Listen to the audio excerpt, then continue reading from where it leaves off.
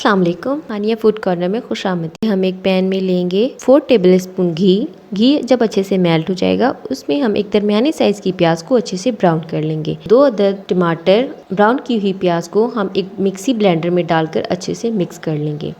जिस ऑयल में हमने प्याज ब्राउन की थी उसी ऑयल में हम आधा किलो बॉईल किया हुआ गोश्त, 2 बड़े साइज़ के आलू उसी ऑयल में हम इन्हें अच्छे से मिक्स कर लेंगे, अच्छे से भून लेंगे। 1 टीस्पून लाल कुटी हुई मिर्ची, हाफ टी स्पून हल्दी पाउडर, 1 टेबलस्पून भुना कुटा ज़ीरा और हस्बे जायका नमक।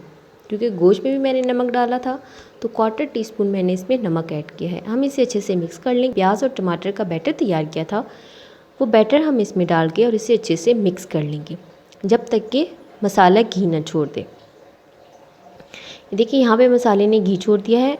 हम इसमें जिस यखनी में हमने गोश्त बॉईल किया था वो यखनी 3 कप हम इसमें डाल के और 3 से 4 अदद हरी मिर्चों को दरमियान में से कट लगाकर और ऊपर से हम इसमें डाल देंगे गरम मसाला और इसे कवर करके रख देंगे मीडियम टू लो फ्लेम पे तकरीबन 5 मिनट के लिए।